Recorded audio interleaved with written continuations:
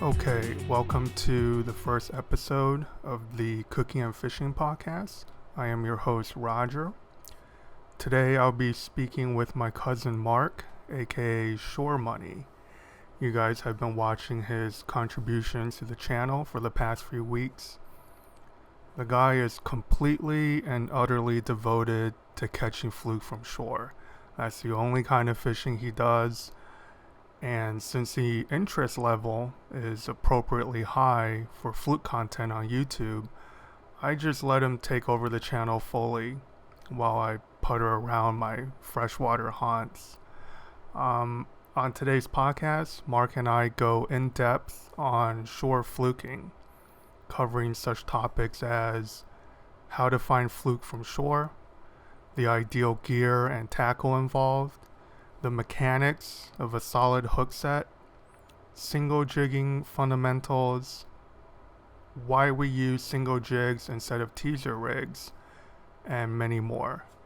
Now, depending on how this podcast is received, we plan on doing more in the future. I'm also setting up a Patreon page, still working out the details, but perhaps a podcast / live stream format can be part of that project. So stay tuned. Okay, without further delay, I give you my conversation with Mark, otherwise known as Shore Money.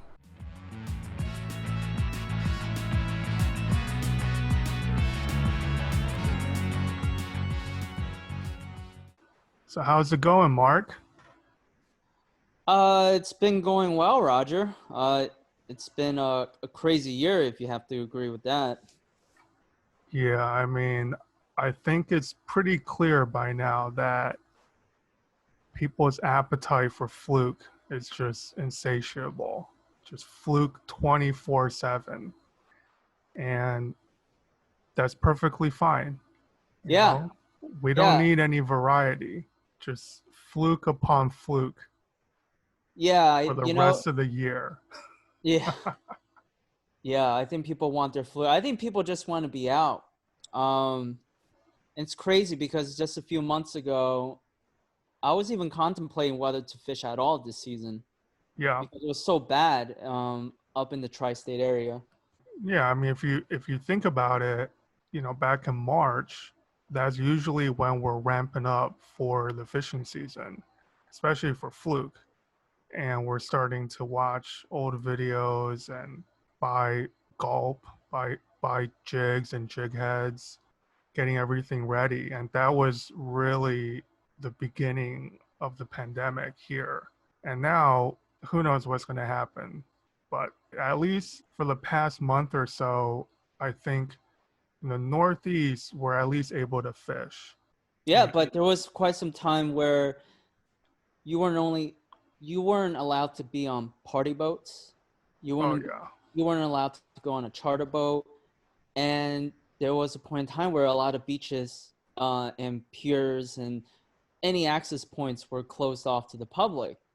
So I think there was a moment during this outbreak where I thought fishing was not possible at all for 2020. Yeah. Well, Yeah. it was certainly touch and go for quite a few weeks there. But in any case, you have been fishing. People have watched you catch multiple limits from shore. And let's start off with the question we get the most. And some of the viewers might never see this question, to be honest. When I see someone ask where you're fishing, what lake you're fishing at, what pier, I delete those comments. We don't spot burn on the channel. However, we can talk about locations in a general way. So let's Sure. talk a little bit about your approach to picking out a spot. Like, do you actually look at the Navionics maps? Is it based on stuff you pick up on the internet? I mean, how do you go about choosing where to go fishing at any given time during the season? Yeah, I think first of all, when I started fluke fishing from shore about 3.5 years ago, I knew nothing about finding places to fish, right? And I'm not new to fishing in general, but finding places to fish for fluke, I thought you need to understand local knowledge. You need to be somewhat tipped off almost by other people who know where to find the fluke. Right. And I started fishing a couple places over and over again because I didn't know anywhere else, right? And I never even tried to venture that first and second year to find new places to fish. But by the third year, I started using the Navionics app just to kind of get an understanding the depth contours of the places that you fish. Then it can be very helpful. The rule of thumb, the general idea is that you have to fish and understand the locations yourself. It's not enough just to look up something on the Navionics app and then just say, "Hey, I think this is going to be a productive Right. piece of water." I mean, I've noticed that you will break your trips into basically two different types of trips. And one is when you have maybe just a couple of hours after work. And those would be sort of exploratory trips. Like you're going to go to new places you've been to before, but at a different tide stage. And that might happen once or twice a week. And then those will set you up for your all day trips during the weekend or whenever you get time off. Look, once you're into mid-June, there's fluke everywhere. They come inshore to feed. And literally anywhere where there is salt water, there's liable to be fluke there. And I think a large part of people asking these questions like what spot is this and where should I go? You need to tell yourself for the first year, for this season, let's say, I'm going to go out and explore new areas because by the end of that season, you're going to eliminate a lot of water. You're going to be left with a handful of spots. All you need is really between 4, 6, maybe 8 solid locations throughout the season, and you can rotate them and stay on top of that bite. Yeah, and it also depends on the size of the location too. You Right. can be fishing a big uh, piece of beach, and you can't even cover the whole entirety of the beach on one day. So that kind of gives you the flexibility to go back on multiple trips and explore the different areas of the beach. Right. Yeah, but I agree with what you said. I think one of the reasons why I stopped using the Navionics app and even Google Earth is that I'm trying to predict, right? Like when I look for spots on my own, I'm trying to predict where the fluke might be. And Right. there are certain, you know, there are some tips out there, right, in the YouTube sphere that give people a general idea of what to look for, right? Deep water access, edges, hard contours, bulkheads, soft structure, rock piles, jetties. You know, those are pretty much your standard go-to spots. Yeah. But what I've realized, and it's more of like I was humbled by it, is that I often go to a place like a beach looking for a spot that I found on Google Earth that I think would hold fish. And I will often walk by an area that I think I would not hold fish based on those general rules of thumb that I stated Right. before. But then when I do actually just check out those places that I usually walk past, I end up catching more fluke there than the spot I intended to go. Yeah. So I think the idea is fluke fishing from shore is less predictable than one would think, and it takes a long time to understand why certain places produce and why some of those places kind of goes against the grain of what is generally accepted out there. Right. So I think the idea is just be adventurous, go out there, find places on your own, and I agree with you too that people often look for an easy way out, right? And I'm also at fault when I started fluke fishing. I just wanted to be able to find a place that holds fluke so that I can get into some action, right? Well, yeah. I But mean, it's sort of a finite amount of time people get to fish, and they don't want to fail at finding fish when they go on a fishing trip. But I feel like that process that you go through is really part of the sport. And when you do figure things out, look, another thing is the progression of the season, right? You have early season spots, you have late season spots, and everything in between. With shore fluking, I feel there's always a population of fluke that's close to shore. And what you're after is those patch of fish that represents quality, right? That translates into limits on land.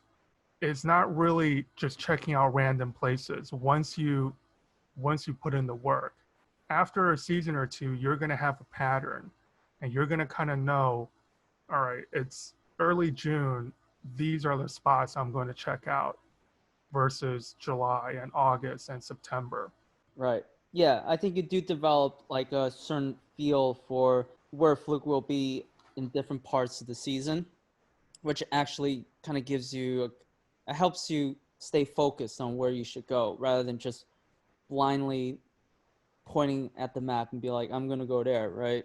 Right. Um, but I do still think that there are a lot of times where you go to a place, you don't think there's any fluke, and you fish it, and then you be pleasantly surprised at how productive that piece of water is. Right. And you know, yeah, you could spend a lot of time like trying to figure out how or why that may work, but you know, I don't have the time to theorize everything about it, but I know it works. So Right. that's I mean, why, yeah, we're going to talk about this, but once you have your basic mechanics down, your jigging style, then if you're walking along the beach, you should be casting every 10 or 15 feet, right? You shouldn't be hiking for a mile and not making a cast because you want to get to your spot. yeah. So, Yeah, and I want to say one more thing is it's very important that you lock down a sound technique first, right? yes. Because you can go you can go to the most productive fluke spot and catch nothing because your technique is way off and you're Yeah. not triggering a bite. And you can Right. just falsely assume that this place is not holding a fish. But Right. you need to eliminate all other variables. I mean, you you can watch people, like if you're walking past people or if you're fishing alongside people and they're catching fish and you're not, then you're doing something wrong. When I used to do a lot of party boat fluking, that's really when I started fluking. 2, 3 trips a week on party boats, namely the Misty Morn out of South Amboy. It's very data rich in terms of how you stack up against your fellow anglers, right? Everyone's fishing the same water. And if someone is just pulling keeper after keeper and you're not, then you have something to work on. So the goal for everyone is you want to be that guy, right? You don't want to be the guy going, what the fuck am I doing wrong? You want to be the guy that's like, look, guys, there's fish here. And that really only comes through practice and execution, like having the confidence that your technique is actually working. Yep, 100% agree. And often when your technique is locked in, when you're locked in on the bite, you really are just focused on the fishing and you Right, really are blocking everything else out. Like right, when I'm fishing, I'm catching, I don't even care what other people are doing around me, or as long as I'm not doing anything to violate their space or whatever, but I'm just so locked in on getting quality fish that you just don't have time to think about anything else, and that's a great feeling to have, and I hope people can get there. yeah. I mean that only comes with practice. Like you can watch our jigging videos, how-to videos. You can watch Skinner's and Elias, whoever, but you really need to develop that feel for your jig. And I mean, let's just talk about the actual mechanics. So I've been fluking with a single jig from the beginning, even before gulp was invented. You know, we would use bucktails or plain jig heads with squid strips and spearing and stuff like that. I've always noticed that a single jig catches quality fish. And I know you came a little bit later into the fluking game. Talk about what that process was like. Oh yeah, I my interest for catching fluke from shore span across my entire childhood. So it wasn't just recent. My success was recent, but I've attempted to fish from shore for fluke even when I was in grade school. And often when my dad and I would take trips down the shore, I've always wanted to, rig up a fluke fish finder rig or some sort of bucktail because I read it in a book that a bucktail will work. And I generally failed. Just didn't understand how to catch fluke from shore. And there was a time period that I kind of gave up. When I went to college and started my career, I just didn't even think about fluke fishing from shore. I just didn't think it was very possible.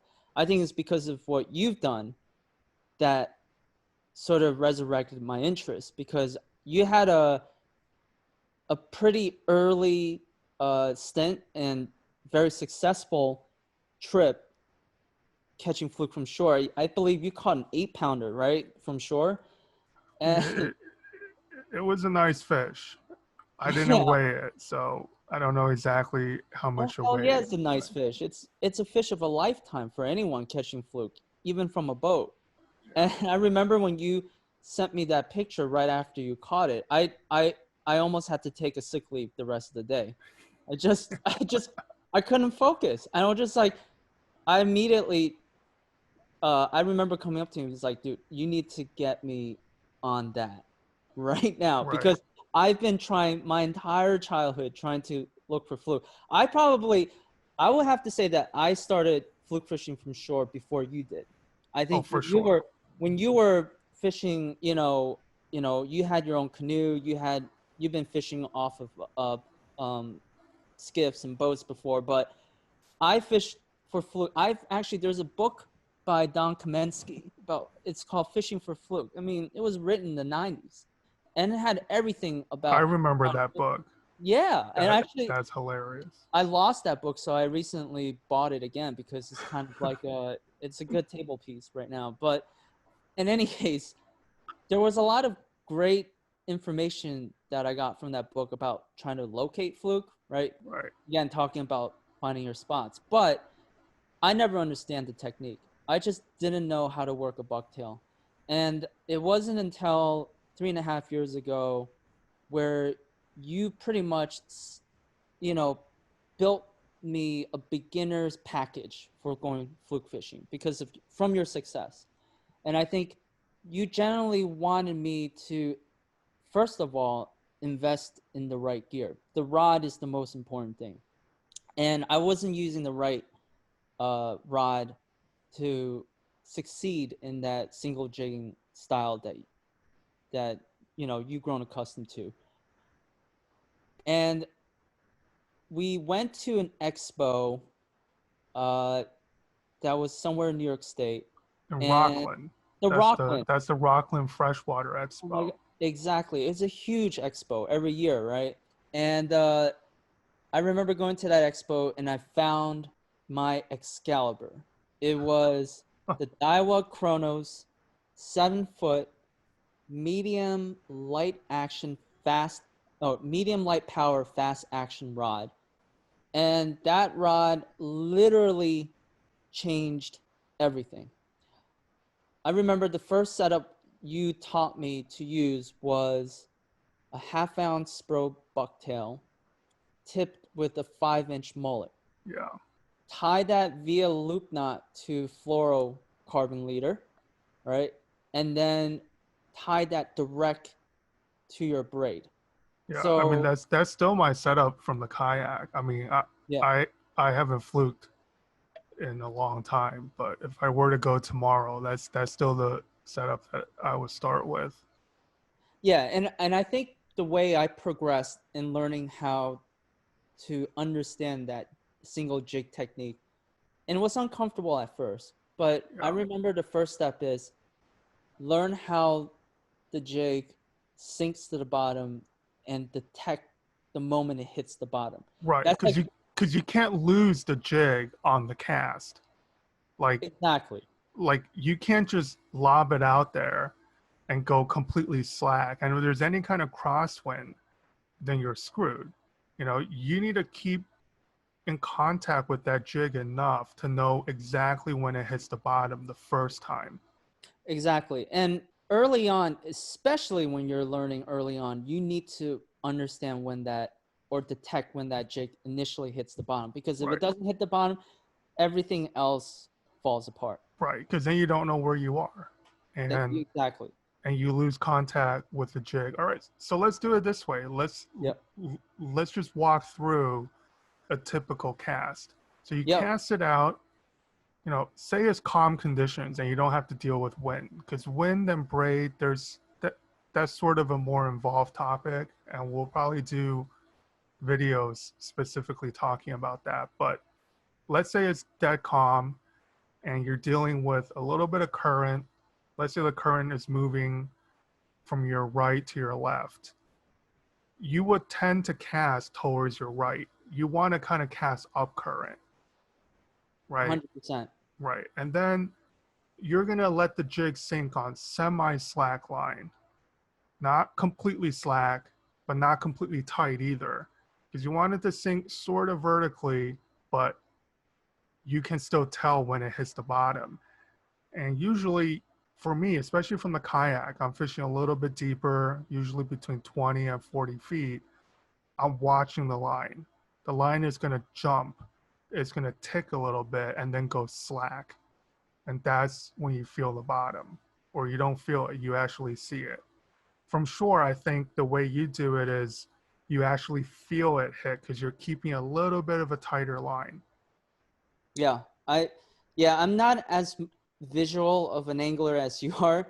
I think you you actually look for the ticking on the line when the jig hits the bottom. Right. Whereas I'm still kind of relying on the rod tip itself to translate that moment when the jig Yeah, and hits plus the bottom. with the tackle that you're using, that we're using now, you can feel it. I mean, people say you 100%. can't feel anything on slack line when you're using braid. That's just not true. Even sort of mid-tier level rods are sensitive enough now that you can feel your jig hitting bottom, especially a 3/8 or half-ounce jig. That's a very heavy piece of lead. Okay, Yeah. so the jig reaches bottom and you start your jigging process. Yeah. Yeah. Let's walk through that. Yeah. So the way I describe it, it's almost like you're almost trying to crack a whip from the ground, right? You're holding the whip. The whip is your rod, and the way you need to pop a jig off the bottom is that you need to sort of do that. Actually, you need to do that on slack line. You need the line itself to basically initiate that energy transfer, Right, and then that energy is going to propagate through your rod, and then eventually it's going to reach the tip.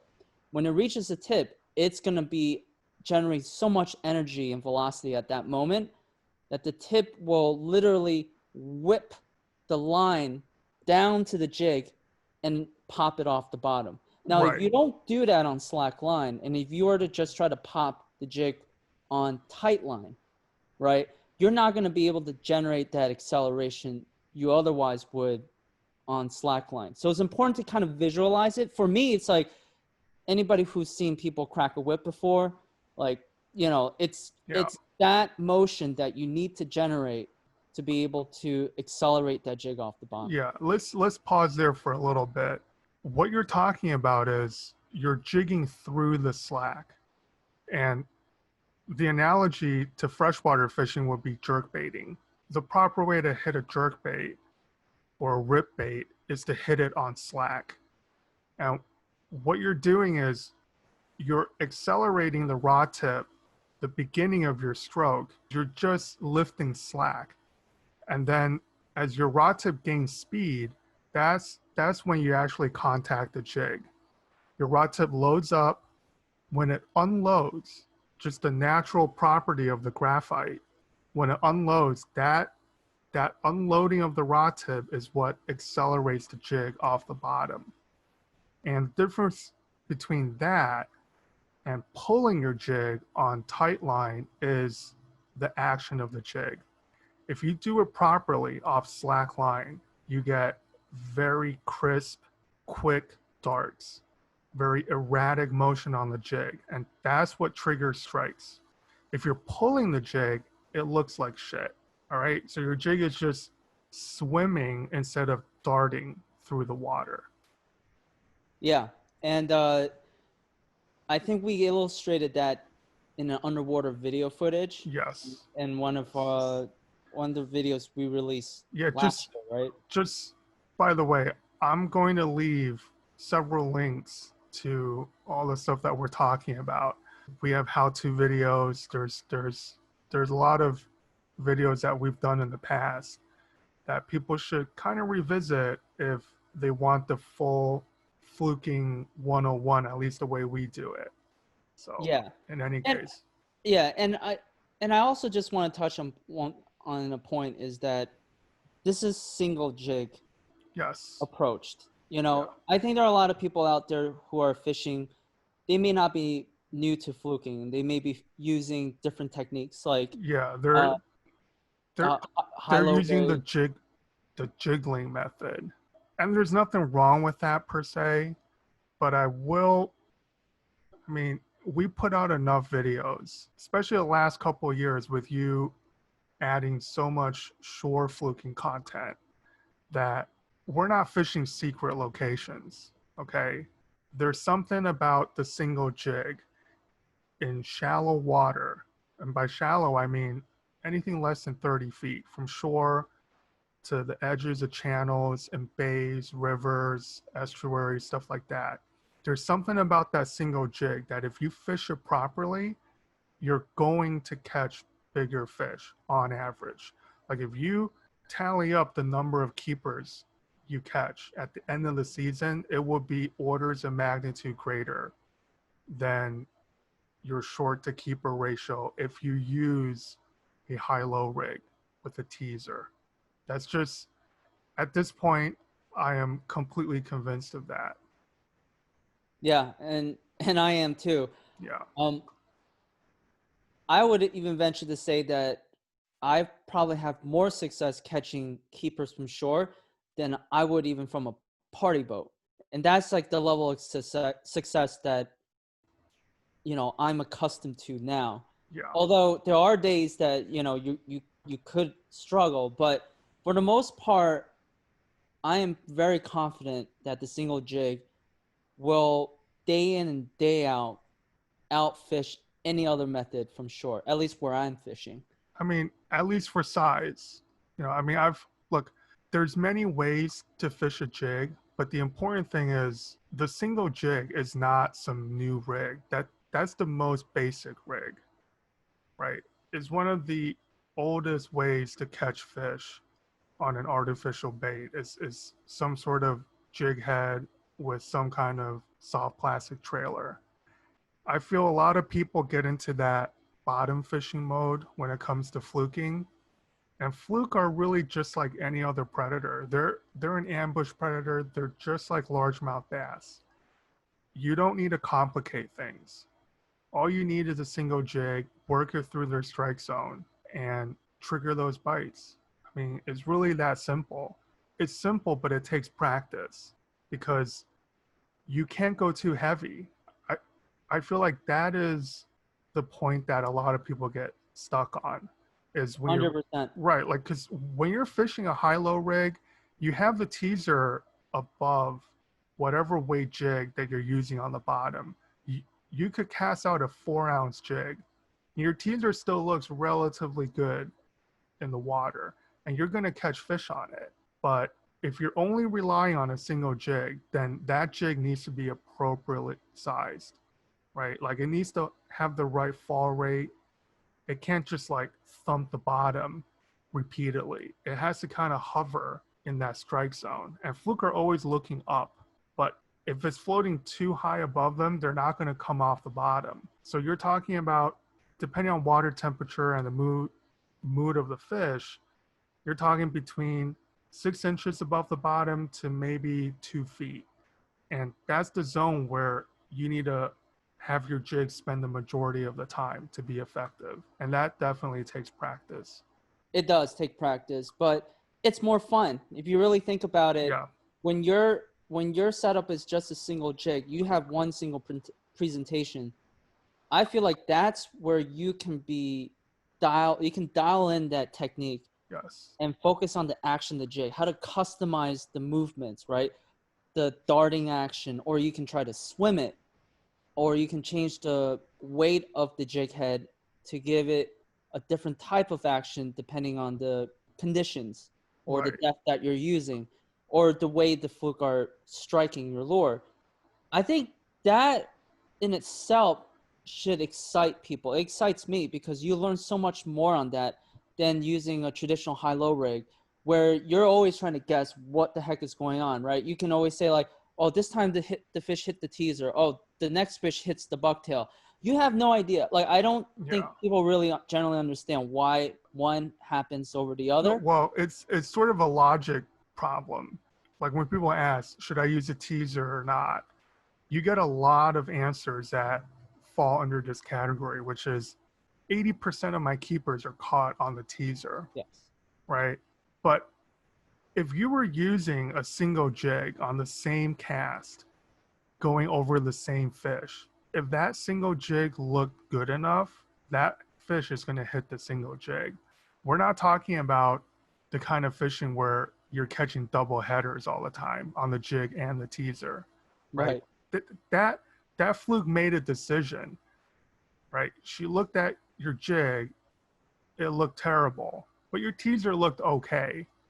So then she went for the teaser.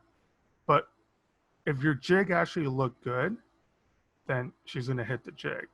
And in my opinion, there's nothing you can do to a teaser that can make it as erratic, as quick in movement, and then kill it so abruptly to trigger that strike as you can a single jig. I mean, it's 100%. just, yeah, like there's something about controlling both the actual jigging motion, which is going up, and then controlling the descent, the fall. And we can talk about that for a bit. But let's go back to our cast, right? Jig Yeah. touches bottom. You generally jig in series of threes or fours that I've noticed, right? So you pop it on slack line from say 9 o'clock all the way up to 12 o'clock. And there's not one pop. It's usually like pop, pop, pop, and then your rod is sticking almost straight up at 12 o'clock, Yes. right? Yeah. And then And at that point, mm, you tend to hold the rod there while your jig glides back down on a pendulum. And that's not something I do a lot previous. But after watching your success from shore, it really, there's a lot of advantages to that retrieve. yeah, So, yeah. And I would say the popping, the number of pops varies. If I think when I'm trying to cover water quickly and trying to locate fluke, I usually go with 3 pops, 3 or 4 quick pops, and then retrieve the line steadily as I go along. When I'm actually know where a fluke is dwelling, or I know generally this spot or this hole holds a decent amount of fluke, I actually shorten the pops to 2. I like to go with 2 pops with a interesting. short pause between each of the pops because I want that jig to stay in that zone for as much as possible. So I Right. really slow things down. But generally, when I'm covering water, I'm just trying to look for where the pockets of fluke are. Yeah, I'm doing like 3 or 4 pops, usually 3, and Right. then going with a little faster cadence and retrieve speed. Yeah, there's a cadence to it that you start to develop, and that's sort of your default cadence when it comes to jigging. And then you can speed it up or slow it down, um, and also vary the length of your pops, like the length of the draw on your jig, depending on the conditions. Um, but yeah, Yeah. so you do that all the way back to shore. Now, this is a very important part of the equation. Let's say you get bit, right? So you pop it up 3 times, you're holding your rod tip high, your jig is swinging back, and you actually feel the bite. And fluke are not very subtle fish. People like to think they're very tricky, but especially larger fluke, when they inhale your jig, you definitely feel it. We're going to talk about the hook set. And this is something both of us have come to realize how complex that whole process could be, Right. because it happens quickly, but the mechanics of it, the execution is actually rather complex. All right, so you pop the jig up. While the jig is gliding back, you get bit. What do you do? So generally speaking, your jig is going to get hit on the way down. Yeah, Very rarely on the way up. Usually it's on the way down. And it depends, right? There are different types of fluke hitting your jig. One example is that the fluke will just sit on it. So you almost feel like you snagged into something. Like it's just not coming off the bottom. right, The more traditional and more common feel you're going to get from a fluke bite is like a quick tap, like a double tap or 3 taps. And it's that moment where the fluke is trying to inhale your jig. And right. at that, yeah, Let me just pause you for 1 sec. yeah, Sometimes the only way you know you got bit is if your jig stops sinking before it should, right? Like yeah, that is very common with bigger fish. They're gonna come up and just stop your jig, and at that point, you're gonna reel down. But okay, so let's talk about the hook set itself, yeah. right? So you get bit, and you know you got bit, regardless of what kind of bite it was. Okay, your rod is pointing straight up in the air. So what do you do at that point? Yeah, so it's very important to not panic at that moment. Yeah, So a right, lot of people, I think, and especially me when I started out, I panicked and I'm trying to set the hook as quickly as possible right. because I feel like Big mistake. big mistake because you Yeah, think the fluke are gonna spit out your hook in a split second. That is never the case.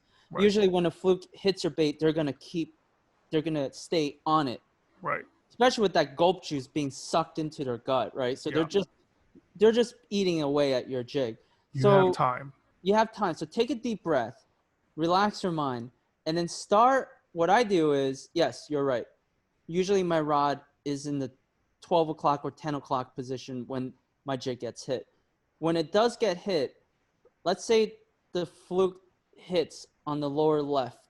So I'm looking down to the lower left, and that's where the fluke is hitting. Now, I'm going to reel my rod in the slack line along with it and point my rod slowly down to the fish. So I'm pointing down the rod to the fish and I'm reeling the slack along with it. So the moment my rod tip is basically pointing at that fish, I, my line should be tight on the rod. Yes. And at that moment, that is where you are ready. You're in a position to set the hook because it's very important that you do that first. That's the initial step. You're not actually setting the hook yet, but you are positioning yourself to set the hook. Yes. The moment you have the rod tip pointing at the fish, you're in a position to create the most leverage when you're setting the hook. Now, what you taught me was to set the hook across my body, right? So if my Right. rod tip is pointing down in the lower left to the fluke, Then I'm gonna sweep that rod quickly over my right shoulder and finish the hook set with my rod tip over the right shoulder. Right. And it almost doesn't matter where you get bit. The point is, say you get bit and your jig is towards the right side of your body. While you're jigging, you should be facing Yes. wherever your jig is, wherever your line is coming out of the water. And your hook set, if you're holding the rod in your left hand, you should be setting the hook across your right side of the body. That's the longest sweep you can make while you're kind of pivoting. And removing slack is the most important thing. And the reason for that is you're using a jig head. A jig head, there's a piece of lead between you and the hook point. And when a fluke, especially a big fluke, clamps down on your jig, the entire jig is inside her mouth, right? And your line is sort of between her teeth. And what you have to do is get rid of all that slack line, so you pull the jig head against her jaws. So when you go and sweep into that hook set, you can actually sink the hook into some bony part of her mouth. And a fluke's mouth, by the way, is very bony. I mean, it's very important to have very sharp and very strong hooks. So if you do panic, like you mentioned before, and you try to set the hook before you reel down into position, 9 times out of 10, you're never going to break that mouth open, and you're never going to get that hook into the jaw, right? And we both lost some very big fish because our hook set was just failed. I mean, they just weren't good. They were weak. Yep. Right. And yeah, lost a lot of fish because I panicked and set the hook just way too soon without having the leverage and the position to where I could bury that hook into that fluke's jaw. Right. It's very important. And also, the other thing about setting the hook, I think the physical technique is very important, but you need to also mentally just relax. I think a lot of people, including myself, when I started off fluking, is that when you get bit, you get very excited. You're like, oh man, a fluke just hit my lure. Like, I'm so excited, right? So everybody gets excited, but you need to slow down and relax and get ready for the hook set. And it just doesn't just apply to jig fishing as well. Like, there are people who fish with bait and everything, and they know enough of fluke fishing and catching quality fluke that when they're ready to set the hook, their mind is at peace. Right. And it's very important that you mentally train yourself to do that. And I think that was one of the biggest hurdles I have to get across. The physical part was one thing, but the mental part was a completely separate thing. And you talk about slowing down. I mean, if you watch these videos, it doesn't seem like you're slowing down, but it's 2 distinct steps, right? It's detecting the bite while your rod tip is high, reeling down the slack, and then setting the hook. And that versus detecting the bite and setting the hook with your rod out of position. I mean, these things, that hook set translates directly into your landing percentage. You want to convert every bite, as many bites as you can, into fish at your feet. And it's part of just fishing cleanly and doing everything right and being able to repeat that process every time you get bit. It's sort of like topwater fishing, where at first you see a bass blow up on your popper and you kind of just pull the popper away from them because you get excited, right? But Right. after you've seen that blow up 100 times, 1,000 times, you know you don't set the hook until you feel weight.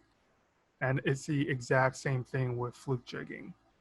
You know, reel down the slack, set the hook, and if you have to, if you're on land, say you wait it out 10, 15 yards, start walking backwards. The next phase of that fight is keeping your line tight, keeping that maximum load on your rod and letting the rod cushion all those head shakes.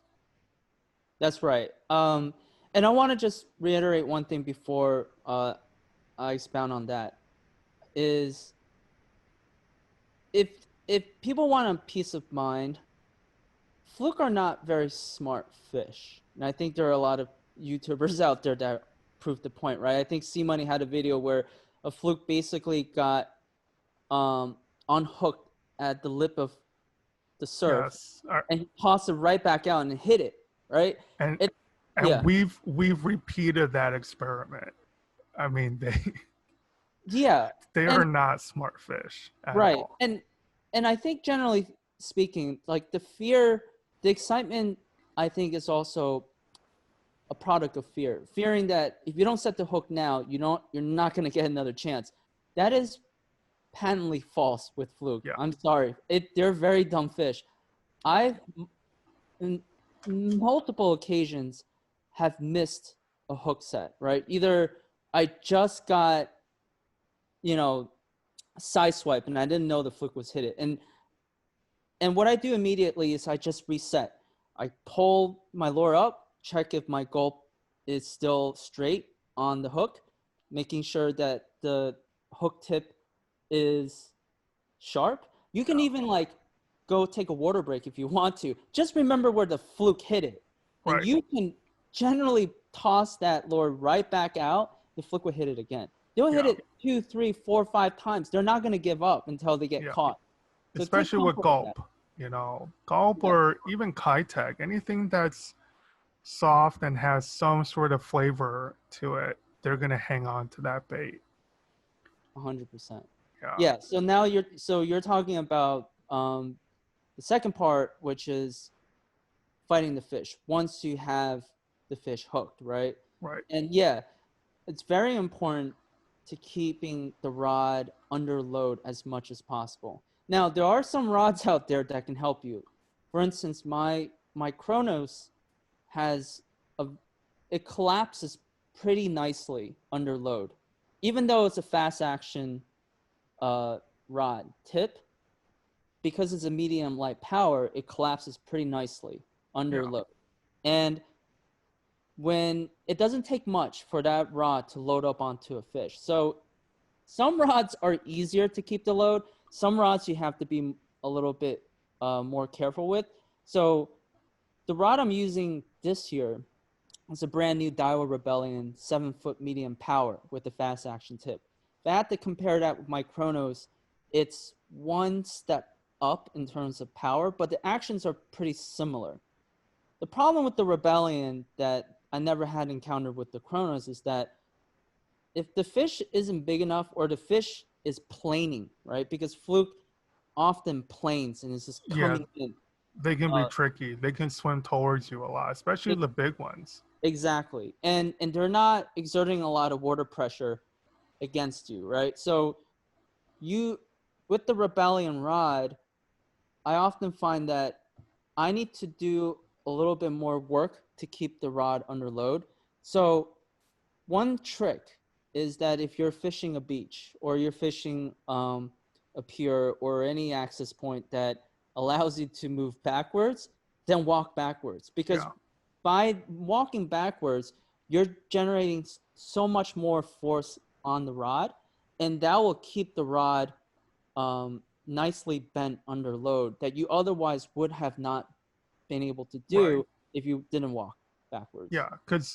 And by the way, I feel that 7-foot medium Rebellion, that's a more appropriate fluking rod than your Chronos. The trade-off there is, yes, you don't get that very lively tip, and it doesn't bend as deeply into the blank for the same amount of force, but it gives you a better chance to drive home that hook on a big fish, 100%. right? Yeah. So that's the trade-off between a softer rod and a slightly more powerful rod. And we're talking very, very small differences here, but it does make a difference. And when we say keep the rod bent or keep the full load of the rod, I see some people, they like to fight fish this way. They point the rod at the fish Oh, yes. and they kind of just reel. I mean, this is, your rod is there to kind of cushion any potential slack line that presents itself during the fight. You know, that's much more important with other species of fish like bass that jump and surge and do this and that. With fluke, as we mentioned, one of the tricks up their sleeve is they will swim right at you, and you can lose that load in the rod very quickly once they start doing that. So treat every fluke you set the hook on as if it's a 10-pound fish, because they can feel like that. It can feel like nothing. And then when they get closer to that lip, when they get closer to the boat, they turn and then you feel the actual weight of the fish. Yeah. So And here's a visual tip too. If I think my rod has 9 guides. I think that's most freshwater rods come with, I think, 7 to yeah, 10 guides. most 7 to 7 foot 2 rods. Yeah. Yeah.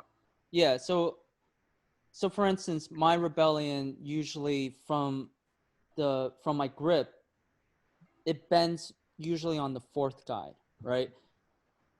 I'm a very visual type of person, so if you're struggling to understand how to keep the rod under load, this is what I would do. I would At home, I would take the rod, set it up against a couch cushion or something like that, and then just lift it up and see where that bend point is. For my Rebellions, is right around that 4th guide, right? And your rod should be pretty nicely loaded against that cushion. Now, burn that image into your head, and when you're fighting a fluke on the surf, look nowhere else other than your rod, and assess whether or not that rod is bending the way you bent it against the couch cushion. Right.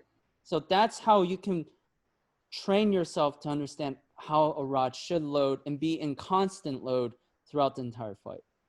Right. And also, you know, your rod should always be at a perpendicular angle to the fish. You know, never get into the habit of sort of pointing the rod, even if you're pumping, which you should be doing, right? You should be lifting the rod, reeling down the slack. But the key there is reeling down. Right. You should always be reeling against the weight of the fish and then doing another series of pumps. But Yeah, you know, that's and your reeling should be, you should always maintain constant pressure, and that is yes. the interplay between your rod and your reel. When you're reeling down the slack, like when you're pumping a fish up and you're reeling it down, don't violently reel it down. You're not a butterfly jigging for tuna or anything. Right. You just Right. want to keep that load, and as you're reeling down, you want to keep that rod bend consistent. So Yes. that's how you understand the pacing of your reeling and matching that to your rod being pumped towards the fish and then back up to the Right. fish. Yeah. All right. So then the next part is we'll break it down into 2 scenarios. One is you're fishing from a beach or some kind of sandy shoreline. And that is simple enough. You're walking backwards. You will probably see the fish gliding towards you, and you will just glide that fish right onto the beach, right? Sort of a sweep and pivot, Yeah, and but and the it's fish is yeah. yeah, and it's a lot easier said than done. I think when I started out fishing, here's another point where you can panic, right? You can start looking at a fish and it becomes a really nice fish. Say that fish is over 22 inches. You can get really excited and completely forget what you need to do, which is beach that fish as soon as possible, Yes. right? You need Yeah, to keep that momentum. That big fluke you mentioned earlier that I caught from shore, that thing between the hook set and beaching that fish was over 27 inches. It didn't even give me a single head shake. right. And I never broke that momentum. I saw the fish, my heart almost stopped. And then the fish was on the wet sand. And then it starts freaking out. Then I grabbed the leader and my leader broke. But I did manage to catch the fish. That's the ideal situation you want to be in. You don't want to hesitate at the lip while the fish is coming in, and then they start head shaking, and then they start planing, and then trying to get back to deeper water. You want to beach that fish before they know what the hell just happened. Yeah, and here's the thing. Often, like you said, with the bigger fish, they're not gonna fight until they get close to the beach lip, Yeah, and that actually causes a lot of confusion for people starting out.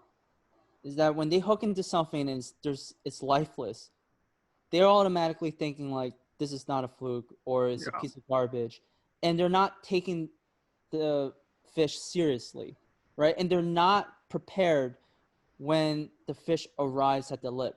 When the fish of that size, like your 27 incher or anything in that category right. of size, Five, 5, 5, 6 pound plus.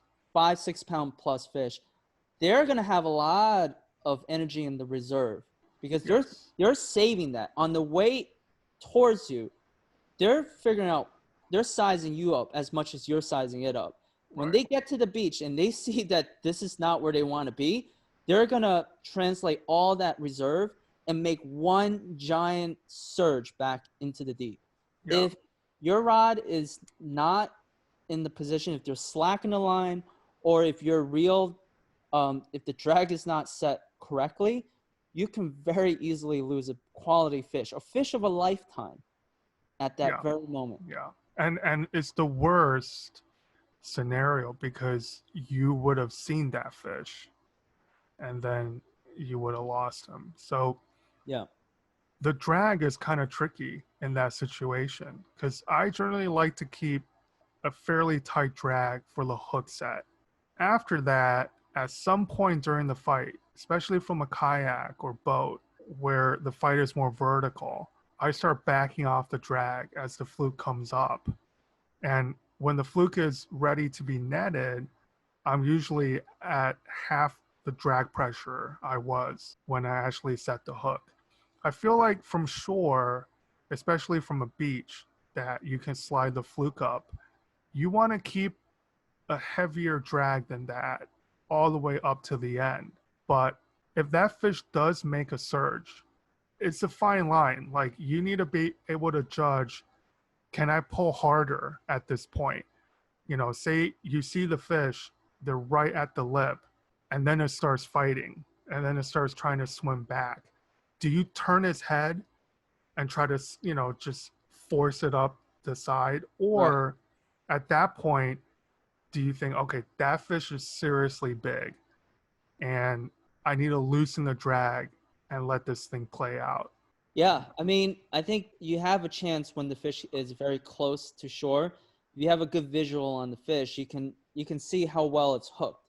If Right. it's barely hooked, you probably don't have much room to play Yeah. with, right? So you But probably want to beach that thing as fast as possible. yeah, But yeah, but I think the important thing here is that whatever you decide to do in that moment, it needs to be smooth, right?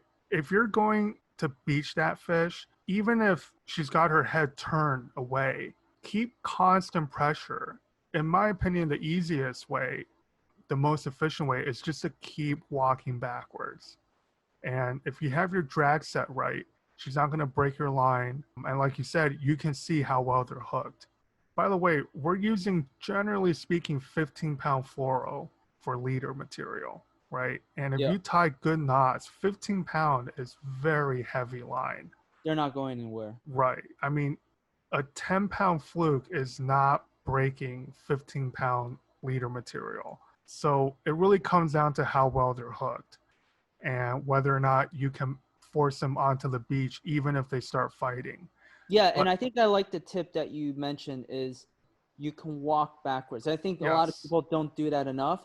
Actually, if you walk backwards and keeping that load on your rod and letting the drag the reel. So don't palm the reel, yeah, don't don't do pull anything on, like that. Yeah, don't grab the line. I've seen people grab the line and yeah, that's just that don't is do, that's the last thing you want to do. don't grab the line. Yeah, Don't ever grab the line. That's yeah, like the worst thing. You should have like red tape everywhere or caution tape. Don't grab the line. yeah. You should electrocute Don't grab the yourself with that. line and don't let anyone else grab the line. Don't Just let anyone else grab. right. Don't let You, anyone else make a knucklehead decision on your behalf. right, Yeah, exactly. yeah, So, those are the two critical junctures of landing a fish of a lifetime. It's the hook set, get a solid hook set, remove all the slack, and then keeping that constant load in your rod, keeping that constant tension on the fish while you're bringing her in.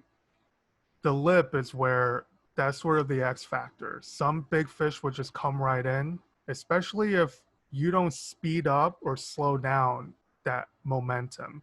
You keep a constant speed on the fish, and then before they know it, they're on the beach and they're like, what the hell just happened? yeah. You know, if That's the if dream. you see the fish and you pause, or if you speed up, don't change your rod angle either. Here's the thing: the closer the fluke is coming towards you from a beach, the flatter your rod angle should be. You should be sort of pointing, like the rod should be sort of parallel to one side of the ground or the other, right? It shouldn't be over your head. That's not what you want, because you don't want that fluke to come and break surface at all. You want the fluke under the surface, submerged the entire time until it's on land. So you want to keep your rod tip sort of low, not pointing down, but sort of sideways, parallel to the ground, while you're walking yourself backwards. Um, and and then try to keep that speed very constant, so the fluke doesn't catch wind of exactly what's happening. Now I got a question with you, Roger. I think you said that you changed the drag setting as the fluke is coming in, right? And that I do. itself is a dance. Are there any reels out there that have these intelligent drag systems that could tighten when you're setting the hook, but set it a little bit looser when you're fighting a fish? I mean, with spinning reels, they're all different. So you just have to play around with it. You basically have to learn the drag system of your reel. A lot of Daiwas, for instance, their ATD drag system, they're not quite as linear as Shimano's drag systems. So they respond more to sudden bursts of speed rather than just straight force, straight pressure. But you'll get a hang of it. Generally speaking, I don't like to have too much drag slippage on the hook set, Yeah. especially fishing relatively heavy line like 12 or 15-pound fluoro leader. The braid we're using like 10-pound J braid, and that's not part of the equation. That thing has a breaking strength of like 25, maybe even 30 pounds. So it's the leader that really matters. So you're using 15-pound fluoro, say you're tying that Alberto knot, you have over 12 pounds of breaking strength, and you're really ever going to set your spinning reel drag at maybe 4.5, 5 pounds at the hook set at strike. But like I said, in terms of drag setting on the beach, I feel like I don't play around with it as much, because I don't want that drag slipping if it's a big fish at the lip that I'm trying to land. Right. You know what I mean? Right. Like, however, I'm very quick to adjust the drag if I couldn't turn his head at the last moment. So you need to know on your particular reel, if you turn it counterclockwise, a full rotation, that's pretty much on the Daiwa ballistic. That's how I operate. One full rotation if I'm going to let the fish take line. Right. And then you start adjusting from there again. Yeah. But that just comes with some experience. Now, when you land a fish from a pier and we've all seen that crazy telescopic net that you've Yes. been using. Yep. That's sort of a different thing. From if you're bringing a fish up from the depth and you can't beach it, you have to net it. In that case, I will almost always lower the drag pressure when the fish is close to the surface. The most important thing there is don't let it break the surface.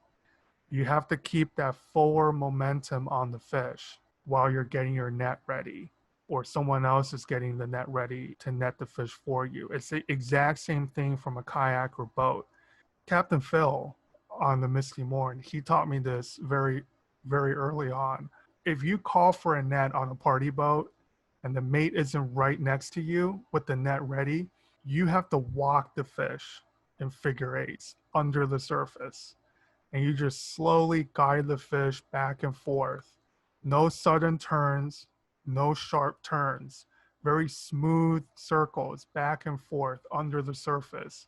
You don't want that fish to stall out, Yep. okay? Because that fluke is sort of just levitating there. And as long as you don't lift his head out of the water, she's fine, right? You're just leading her like a dog on a leash until the net is there. And then once the net is in the water, you lead the fish into the net. You don't chase the fish with the net. That's sort of the process. Now, with your major craft landing net, it's sort of tricky because you're usually like 10 feet above on some dock or Right. some bulkhead. And, but from the footage I see, you've gotten a lot better with netting single-handedly. That, by the way, is a very important tool if you're fishing from a bulkhead or some kind of, if you're fishing like a river embankment and you can't get right to the water. You hook a big fluke, you're not going to be able to land it without some sort of net. And that net, because it retracts into, what is it, like 3 feet? I mean, it extends to over 16 feet. So very useful tool to have for sure. 100%. Yeah. And I'll It's leave a a link to necessity. It's that. not even useful. It's you need to have a net. Yeah, it's an essential piece of kit. And I'll leave a link to all the gear that you use down below, along with all the other videos. So, all right, well, Mark, I feel that was a pretty good breakdown on the basic mechanics of what you do when you're jigging from shore.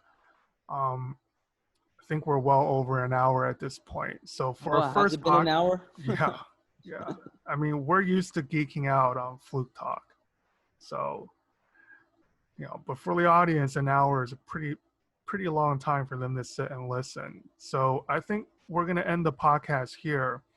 And don't forget to follow Shore Money on Instagram if you guys Yes, are Shore interested Money. in that. Sure. All right, Mark, it's getting late. I think we're both fishing tomorrow. So That's right. yeah, we'll end it here, guys. Thanks for listening, and we'll see you on the next one.